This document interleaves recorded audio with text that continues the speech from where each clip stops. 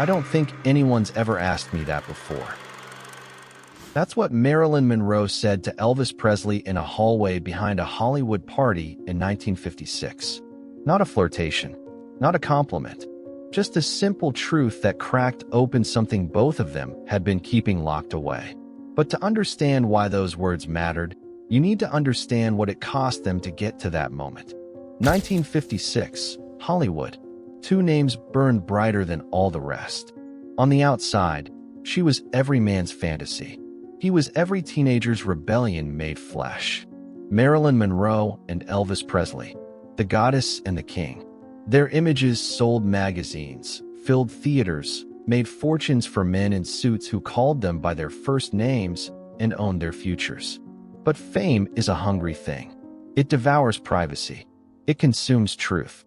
It demands perfection every moment of every day. And both of them were drowning. Marilyn had spent that entire June day being Marilyn Monroe. Wardrobe fittings where men adjusted her dress while discussing her body like she wasn't standing right there. Script meetings where producers laughed when she suggested changes to her dialogue. Photo shoots where photographers told her to pout, to arch, to give them that look. More shoulder, Marilyn. Less thinking. Just be beautiful. She smiled. She always smiled. That's what Marilyn Monroe did. But Norma Jeane, the girl who still lived somewhere inside that platinum shell, wanted to scream. That same day, Elvis had been trapped in a recording studio for 11 straight hours. 21 years old. 2 years removed from driving a truck in Memphis. Now the biggest star in America, maybe the world. His voice on every radio. His face on every television. Girls screaming his name until they fainted. But the Colonel, his manager, his handler, his warden, stood in the booth shaking his head. Again, Elvis. We need it perfect. The sponsors are waiting. The distributors are waiting.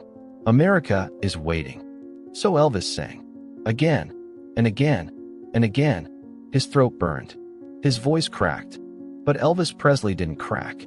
Elvis Presley was strong, confident, dangerous. Elvis Presley moved his hips and drove the country wild. The boy who used to sing gospel with his mama in their two-room Tupelo house. That boy wasn't allowed to exist anymore. Between takes, Elvis caught his reflection in the studio glass. Perfect hair. Perfect sneer. The face that launched a revolution. A stranger stared back at him. By 8 o'clock that evening, they were both scheduled to attend the same party at the Beverly Hills Hotel. Important people, the handlers said. Important for your career. Be charming. Be perfect.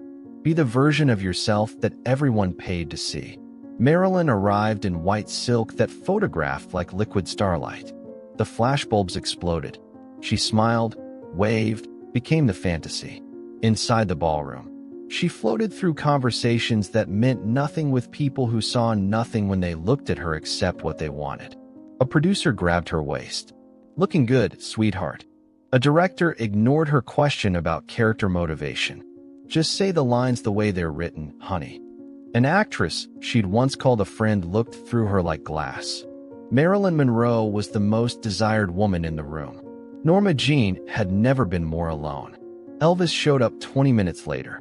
The Colonel had taught him that stars make entrances. The room shifted when he walked in. Girls shrieked. Men straightened their ties, suddenly aware of how ordinary they were. Everyone wanted to touch him, to be near him, to steal a piece of the magic. But no one wanted to know him. They wanted autographs. They wanted photographs. They wanted stories they could tell their friends. I met Elvis Presley. He shook my hand. He looked right at me. Except he wasn't looking at anyone. He was performing the act of looking. There's a difference. After 30 minutes of smiling until his face ached, of shaking hands until his arm went numb, Elvis felt the walls closing in. The noise, the laughter, the music, the desperate chatter of people pretending to be happy. It crushed down on him like a physical weight. He needed air. He needed quiet. He needed to remember what his own thoughts sounded like. Near the back of the ballroom, he spotted a service door half hidden behind a potted palm. Without telling anyone, he slipped through it. Marilyn had found the same escape route 15 minutes earlier. She stood in the plain institutional hallway behind the hotel kitchen, eyes closed, breathing. Just breathing. No cameras here. No expectations.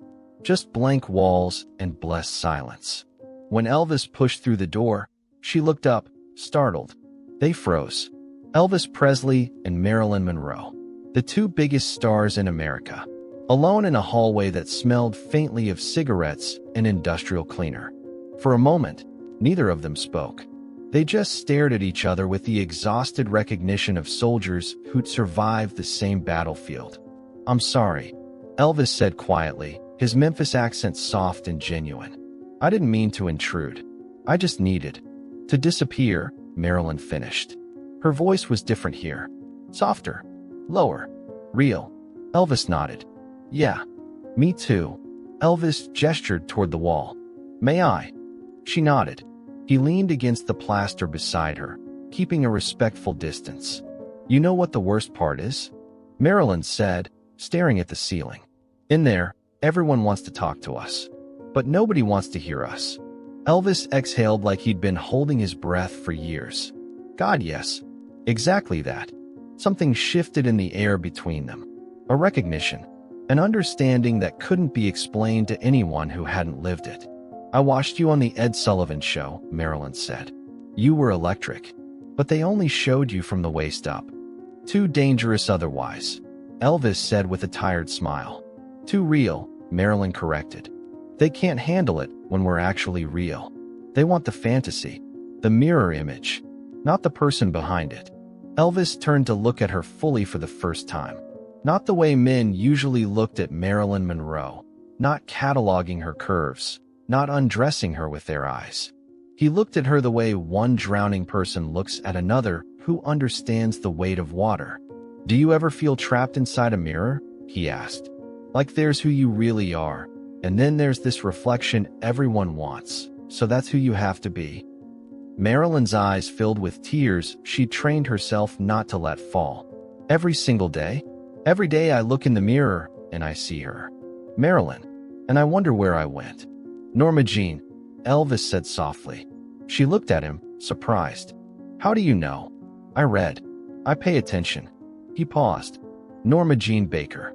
Born in Los Angeles. Foster homes. Married at 16. Worked in a factory during the war." His voice was gentle. "You're a real person, not just a photograph." Marilyn had to turn away. No one talked about Norma Jeane. No one cared about her. "Elvis Aron Presley," she said quietly. "Tupelo, Mississippi. Twin brother who died at birth. Two-room house with your parents. You love your mother more than anything." She met his eyes. "You're shy, actually. People don't know that. They think you're this confident rebel, but you're really just a polite Southern boy who got famous too fast." Elvis stared at her. "You actually looked." "I actually looked." They talked for almost an hour while the party continued without them. They talked about things they'd never said out loud to anyone.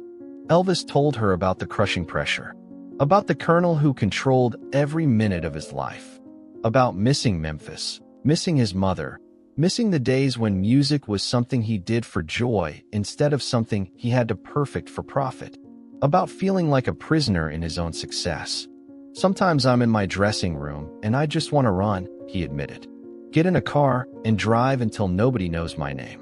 Start over somewhere as just me, whoever that is anymore." Marilyn understood. God, she understood.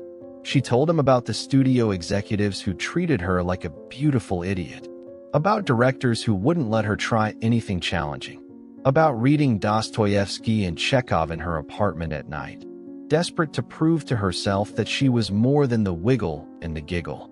"I studied at the Actors Studio in New York," she said. "Real acting. Real art.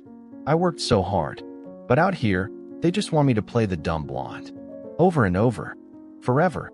"You're not dumb," Elvis said fiercely. "Anyone who thinks that is the dumb one." She smiled sadly. "Thank you for that. But it doesn't matter what's true. It matters what sells tickets. That's the cage, isn't it?" Elvis said. "We give them what they want, and they love us. We try to be ourselves, and they reject us. So we just disappear. We become the thing they want us to be, and we lose ourselves in the process." Do you think we'll ever get ourselves back? Marilyn asked. Elvis was quiet for a long moment. I don't know. Maybe in small ways. Moments like this. Letters we write, but never send. Songs we sing when no one's listening. He looked at her. We have to keep ourselves alive somehow. Even if we can only do it in secret. Can I ask you something? Elvis said. And I want the real answer. Not the Marilyn Monroe answer. She tensed slightly, then nodded. Okay. What do you want? Really want? If you could have anything, and the studios, and the press, and everyone else didn't matter, what would you choose? No one had ever asked her that before. Not the directors who told her what roles to play. Not the producers who told her what to wear. Not the photographers who told her how to stand. Not the men who dated her and wanted to own her. Not even the women who envied her and never bothered to know her. No one had ever asked Norma Jeane what she wanted. The tears she'd been holding back finally fell, streaking her perfect makeup. I want to be taken seriously, she whispered. I want to play Grushenka in The Brothers Karamazov. I want to do Shakespeare. I want someone to direct me in something real and trust that I can handle it. I want to walk into a room and have people listen when I speak instead of just staring at my body. She wiped her eyes. I want to matter for something other than how I look. Elvis reached out and gently took her hand. Not romantically, brotherly, like a fellow soldier offering comfort in a trench. You matter, he said. The real you. Norma Jeane. She matters. Does she? Marilyn's voice broke. Because sometimes I'm not sure she even exists anymore. She exists. She's right here, talking to me. And she's extraordinary. They both knew they couldn't stay hidden forever. The party was waiting. The public was waiting. Elvis Presley and Marilyn Monroe had responsibilities to the images they'd built. We should go back, Marilyn said, though she didn't move. Yeah. Elvis agreed, not moving either. Finally, reluctantly, they stood. Marilyn pulled out a compact mirror and began repairing her makeup. Elvis smoothed his hair, straightened his jacket. The transformation happened in seconds. The vulnerability disappeared. The mask slid back into place.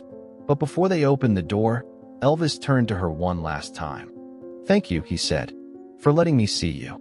The real you. Thank you for seeing me back. They returned to the party separately, as discretion demanded.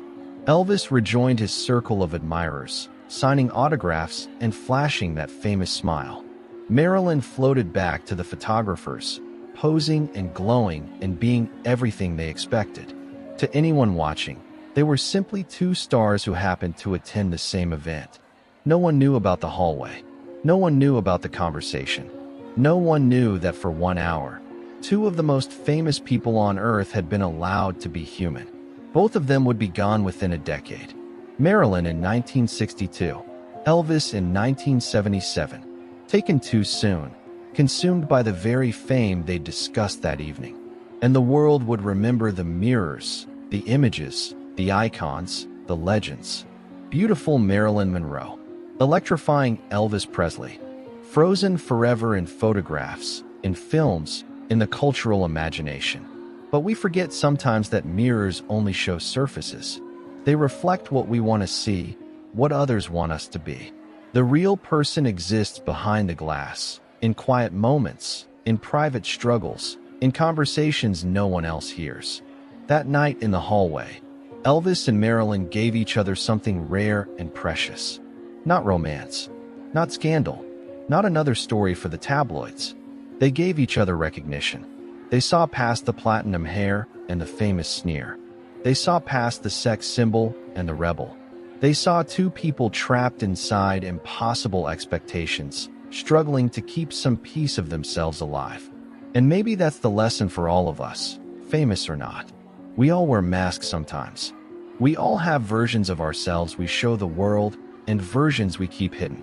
We all long to be seen, truly seen, for who we really are beneath the performance. The gift that Elvis and Marilyn shared wasn't extraordinary because they were stars. It was extraordinary because they were human beings who recognized each other's humanity in a world that wanted them to be myths. In our own lives, when we feel trapped by expectations or lost in our own reflections, we can remember their story.